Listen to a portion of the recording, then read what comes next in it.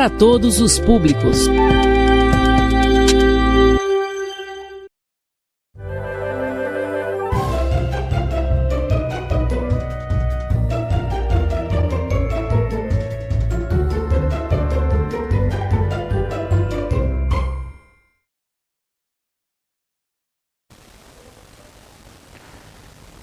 Olá, seja bem-vindo ao projeto Escola em Minha Casa, Projetos de Vidas. Eu sou o professor especialista Diogo Rogério Martins Ferreira e essa é mais uma aula de Geografia. Seja bem-vindo à nossa primeira aula de Geografia do 6º ano. Eu espero que você e toda a sua família esteja com muita saúde e muita paz. Vem comigo? Bem, para a nossa aula de hoje, nós vamos começar no 6º ano, conversando, dialogando, vamos tentar dialogar sobre conteúdos básicos da geografia. Para a aula de hoje, eu trouxe esse conteúdo aqui, que é o lugar e a paisagem. Ora, para a gente começar esse bate-papo aqui, essa conversa, eu trouxe alguns questionamentos para a gente começar essa aula. Vamos refletir um pouco? Primeiro, você já parou para refletir sobre o significado da palavra lugar e paisagem? São duas palavras que a gente usa no cotidiano. A gente está sempre dizendo, eu vou a um lugar, eu venho de algum lugar. Eu vi uma paisagem. Você já parou para refletir sobre o significado dessas palavras? E a palavra lugar? O que significa? Você sabe qual é o seu lugar? O que queremos dizer quando usamos a palavra paisagem? Quais são os elementos de uma paisagem?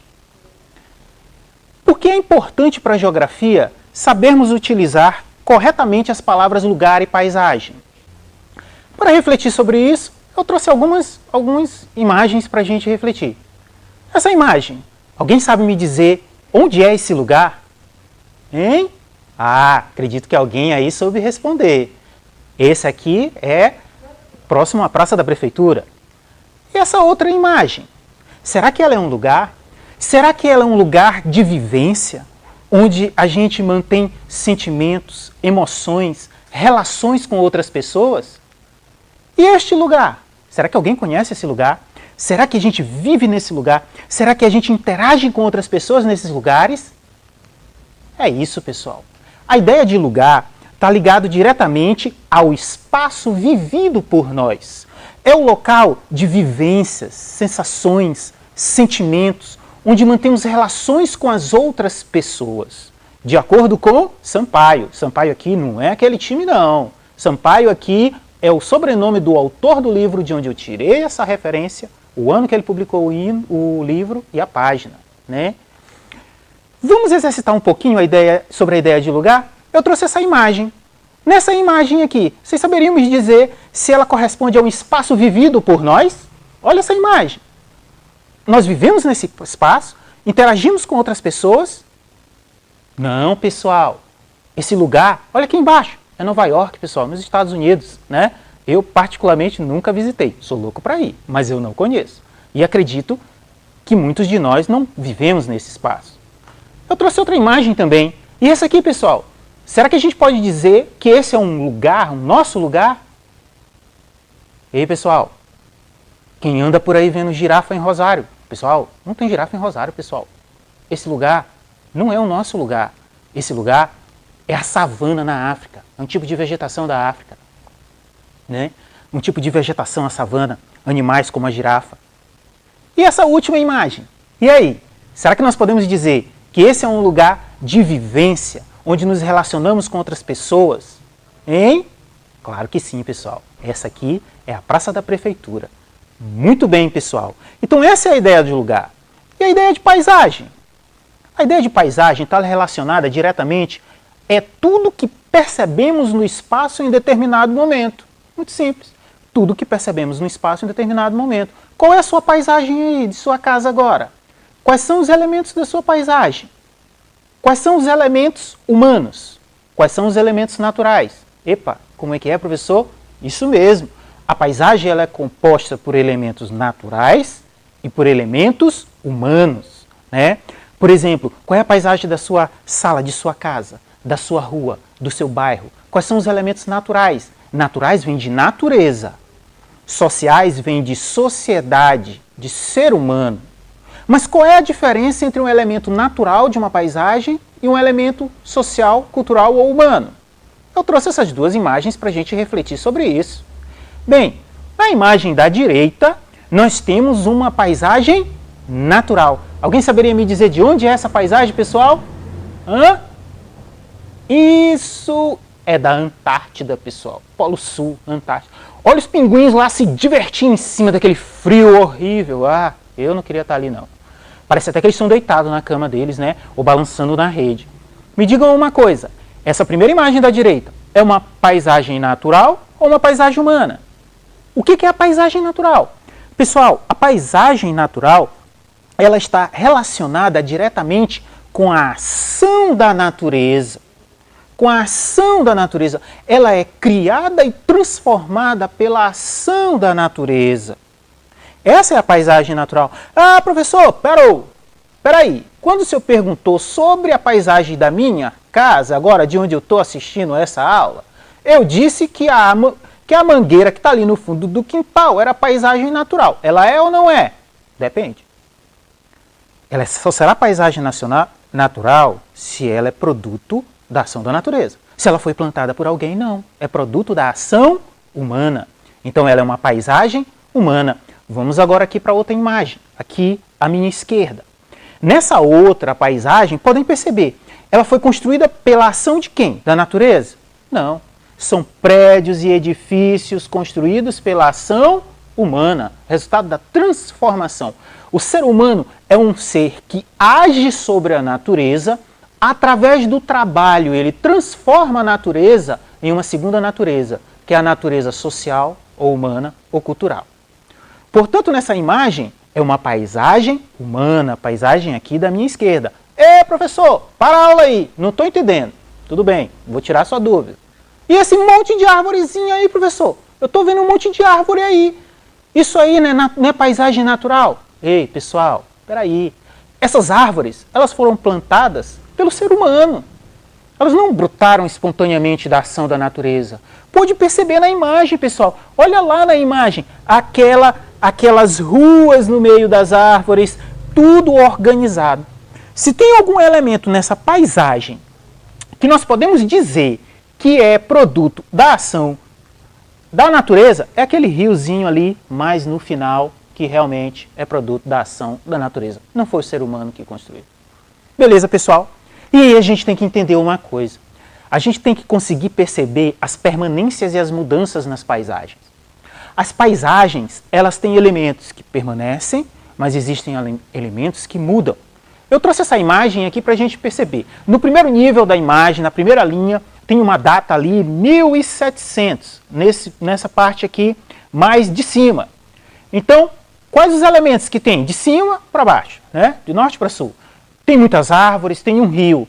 Tem alguma ação do ser humano nesse primeiro momento, aqui nessa primeira parte da paisagem? Não, produto da natureza. Mas à medida que o tempo vai passando, nós vamos percebendo que o homem vai transformando essa paisagem, que era uma paisagem natural, em uma paisagem social, cultural, humana. A partir da segunda, da terceira e da quarta, a gente já percebe casas, plantações, edifícios. E aqui, no último nível, já em 2020, a gente percebe essa paisagem totalmente transformada pela ação humana. E é importante a gente observar, hoje o homem cada vez mais transforma a natureza. A gente pode dizer que praticamente não existe mais lugar no planeta Terra em que o homem não tenha transformado. Professor, parou! Acho que alguém perguntou. E lá na Antártida, professor? Os pinguinos continuam se divertindo numa boa sem a interferência do ser humano? Pessoal, o ser humano interfere direta ou indiretamente. Por exemplo, os carros poluem o ar. A indústria, que não respeita as especificações ambientais, polui o ar. Essa poluição, ela entra, ela sobe, ela é espalhada na atmosfera, né? E ela acaba afetando todas as partes do planeta Terra. A poluição dos mares acaba afetando o fundo dos oceanos. Então a gente não pode... Hoje, cada vez mais, o homem transforma a natureza, cada vez mais interfere direto ou indiretamente. Paisagem natural são cada vez menores. Beleza, pessoal? Deu para entender até aí? Muito bem. Esse é o nosso primeiro conteúdo de hoje, certo? Mas vamos aproveitar um pouquinho mais? Vamos continuar um pouquinho mais? E aí eu trouxe mais uma parte aqui dessa nossa aula do sexto ano. Que tá boa, não tá, pessoal? Espero que esteja. Que é o conteúdo Orientação no Espaço Geográfico. Bem, para começar essa aula, eu trouxe mais alguns questionamentos, algumas reflexões para nós. Primeiro, você já se perdeu em algum lugar? Hein? Levanta a mão aí. Ah, deve estar rindo da cara do colega, né, que se perdeu. Mas pode acontecer, né? Que lugar foi esse? Que maneiras de se orientar e se localizar no espaço geográfico você conhece? Quais? Pontos de referência. Deve ter um aluno que deve ter dito alguém, professor, eu vou e volto para a escola todo dia, nunca me perdi. Tem ponto de referência nenhum, eu sei ir até de olhos fechados. Será? Ou será que tem uma casa, um comércio, uma igreja que serve de referência para você chegar na escola? Hein? Você usa uma bússola? Um GPS? Interessante. Pessoal, mas me diz uma coisa, se você estivesse no alto mar, no meio do mar, no meio de um deserto, como que você se orientaria no espaço? Mas você não tem GPS. Eu me localizaria pelo celular, não tem sinal de internet. Mas faz de conta que não existe nada disso e você não pode recorrer a nada disso. Como você... E aí nós chegamos à última pergunta. Como você pode se orientar de forma segura no espaço geográfico? Bem, vamos responder essas questões. Olha, primeiro, olhem essas imagens. De onde são essas imagens? A imagem à direita é a imagem do deserto do Saara, o maior deserto do planeta Terra. Fica na África. Essa imagem aqui é próximo de mim, a minha aqui à esquerda, é uma imagem da Antártida. É outro deserto, um deserto de gelo. E aí? Você está lá no meio desse deserto. Como você vai se orientar no espaço? Hein? E agora? Bem, ainda bem que não é de hoje que o ser humano se preocupa com isso. Há milhares de anos o homem vem se perguntando como que eu posso me deslocar do Brasil para a Rússia sem me perder? Como eu posso sair de Rosário e dar uma volta por Nova York, pela Europa, me divertir, conhecer o mundo e conseguir retornar de novo para minha terra? Ainda bem que há muito tempo se pergunta sobre isso. E aí o homem começou a perceber, né, que observando o céu, ele teria condições de se orientar com segurança para não se perder no espaço geográfico. E ele teve a impressão de que o Sol todo dia aparece ao amanhecer e desaparece ao anoitecer aproximadamente na mesma direção todos os dias. Nós damos o nome disso de movimento aparente do Sol. Ele faz a gente achar que é o Sol que gira em torno da Terra, mas não é isso. É a Terra que gira em torno de si mesma e gira em torno do Sol. Vamos estudar isso em outra aula mais adiante. O que importa é que quem está na Terra percebe esse movimento aparente do Sol. E o homem percebeu que podia, para se orientar no espaço, se localizar a partir dos astros, do Sol, da Lua, das estrelas. E é daí que surgiu, a partir da observação do Sol, utilizando como referência o Sol, surgiram as direções cardeais. As direções cardeais. E eu trouxe essa imagem aqui para ilustrar o que eu estou falando. Olha, vamos ver a garotinha lá. Olha, a garotinha está se orientando pelo Sol. O Sol aí é nascente ou é poente? Está de manhã ou está anoitecendo? Está de manhã. E aí como é que ela se orienta pelo Sol? Ela usa o braço direito para indicar o Sol nascente. Qual é o braço direito de vocês? Qual é o braço esquerdo? Levanta o braço direito. Levanta o braço esquerdo. Qual é o direito e o esquerdo? Bem, o Sol nascente a gente sempre representa com o braço direito. Parou! Quem está saindo aí para ir ver o Sol? Olha, uma observação. Nunca olhem diretamente para o Sol. Nunca olhem diretamente para o Sol. Eu não estou mandando vocês fazerem isso. Vocês querem fazer o exercício da garotinha aqui? Pode fazer, mas tem que seguir algumas orientações. Nunca olhe diretamente para o Sol, nem com óculos escuros. Porque vai prejudicar a sua visão. Você vai ter problemas de vista. Quando a gente procura o Sol ao amanhecer ou ao anoitecer, a gente procura o Sol de canto de olho. Por exemplo, vou fazer de conta que a câmera é o sol. Então, eu estou procurando o sol. Eu procuro, com o canto de olho. Eu olho para o sol com o canto do meu olho. Eu nunca olho para o sol diretamente, porque ele agride a vista e causa uma doença chamada astigmatismo. Então, não olhe para o sol diretamente. Procure o sol de canto de olho. Então, o sol nascente, você procura o mesmo lugar, todo dia o mesmo lugar. Não adianta você querer fazer o exercício da garotinha aqui, e num dia você vai para frente da sua casa, e no outro dia você vai para o fundo do quintal. Não, tem que ser todo dia no mesmo lugar. E aí você estende o braço direito para o sol nascente. O sol nascente tem um outro nome que se chama leste. Tem um outro nome que se chama oriente. Você estende o braço direito em direção ao sol nascente. E a direção oposta, você estende o braço esquerdo, é a direção do sol poente. Se for de manhã, você se orienta com o direito. Se estiver anoitecendo, você vai buscar o sol poente. O que está para sua frente é o norte, o que está às suas costas é o sul, que é o que está representado aqui na figura da garotinha. E aí, pessoal, a partir da observação do movimento aparente do Sol e como o Sol nasce mais ou menos todo dia no mesmo lugar, surgiu os pontos cardeais e o homem pôde se conduzir, se direcionar, procurar o seu rumo no planeta Terra com segurança. E é a partir dessa ideia de pontos cardeais é que funciona o localizador do celular, o GPS e todas essas outras tecnologias que nós falaremos mais adiante. Então, quais são as direções cardeais? A direção cardeal original é o leste, o nascer do sol, que a gente utiliza o braço direito, né?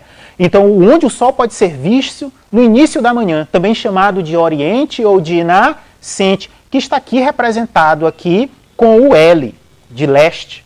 O sol, a outra direção cardeal é o oeste, onde o sol pode ser visto no final da tarde, também chamado de ocidente ou poente, que está representado pela letra O. O L do leste pode ser representado pela letra W, que é o west do idioma norte-americano. O O, ele vai ser sempre oeste. Outro ponto cardeal que deriva do leste e oeste é o norte, que é representado pelo N, e o sul, representado pelo S. Esses são os pontos cardeais básicos. Mas nós podemos encontrar infinitos pontos entre os pontos cardeais. Por exemplo, nós temos os pontos colaterais. Qual é o ponto colateral aqui? Por exemplo, entre o norte e o leste, nós temos um ponto que é chamado de nordeste. Norte-leste, nordeste. Entre o leste e o sul, nós temos outro ponto, que é o sudeste. Está entre o sul e o leste, sudeste. Entre o sul e o oeste, sudoeste. Entre o oeste e o norte, noroeste. Entenderam? Como eu disse, tem infinitos pontos. Eu posso encontrar outros. Entre o norte e o nordeste, é o norte, nordeste. E assim sucessivamente. Então, pessoal, resumindo, a partir do movimento aparente do Sol, o homem criou os pontos cardeais e é a partir dele que nós podemos nos orientar com segurança no planeta Terra, sem corrermos o risco de nos perder. Ah, professor, isso de dia, se tiver nublado, tem que esperar passar a nuvem. E à noite? E à noite nós podemos usar a lua ou o cruzeiro do sul, as estrelas. Beleza, pessoal? Pessoal, muito obrigado. Continuem conosco, estudem, se dediquem. Conhecimento, ele tem que ser exercitado. Se a gente não exercita, a gente perde. Procure perguntas na internet, pesquise. Tente responder questões sobre o assunto. Quando as atividades estiverem à disposição na escola, vá lá buscar suas atividades. Faça suas atividades, retorne para o seu professor e fique com a gente. Muito obrigado.